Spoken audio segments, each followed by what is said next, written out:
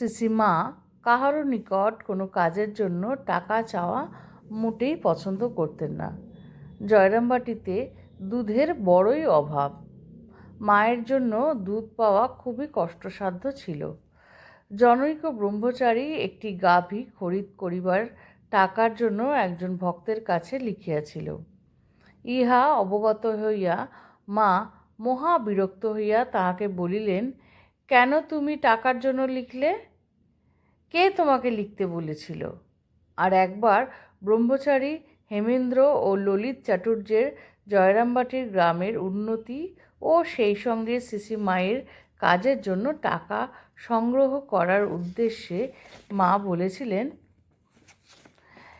একটি আবেদনপত্র বাহির করিবার চেষ্টা করছিলেন তারা। এইটা শুনে মা তখন সেই কড়া অনুশাসনই তাদের করেছিলেন। ইহা শুনিয়া মা ধমক দিয়া তাঁদের ওই কাজ করিতে বিরত করেন। অর্থাৎ তাঁদের যে টাকা কালেক্ট করার ব্যাপারে একটা চেষ্টা চালাচ্ছিলেন বা আবেদনপত্র বাহির করার চেষ্টা করছিলেন, সেইটা কিন্তু মা ধমক দিয়ে তাদের ওই জিনিসটা বারণ করেন বা ওই অবধি আটকে দেন। এই সব ঘটনা থেকে মনে হয় কাহার নিকট হইতে অর্থ ভিক্ষা করা মা মোটেই পছন্দ করতেন না। মা সকল সন্তানের কল্যাণের জন্য জগতে অবতীর্ণ হয়েছিলেন। তিনি সকলের মা, কাজেই সন্তানের নিকট টাকা চাইবেন কেন? যাহার শ্রদ্ধা ভক্তি আছে সে নিজেই আশ্রমের কল্যাণমূলক কাজের জন্য অর্থদান করিয়া ধন্য হইবে। অর্থাৎ কিনা মার যে সন্তানেরা আছে, যে সন্তানেরা নিজেদের ইচ্ছায় যদি কোনো কিছু দান করতে চান মানব কল্যাণের জন্য, তারা নিজেরাই স্বহস্তে দান করবেন।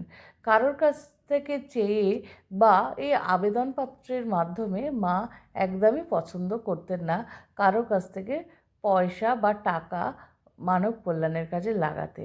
তাই তো মা সেই দুজনকেই ধমকের সুরে সেই আবেদনপত্র দেওয়া বারণ করলেন। এখান থেকে মা যে কতটা কড়া ছিলেন, স্নেহে ভরপুর মার কড়া অনুশাসন প্রমাণ পাওয়া যায় এই ছোট্ট ছোট্ট ঘটনাগুলি থেকে।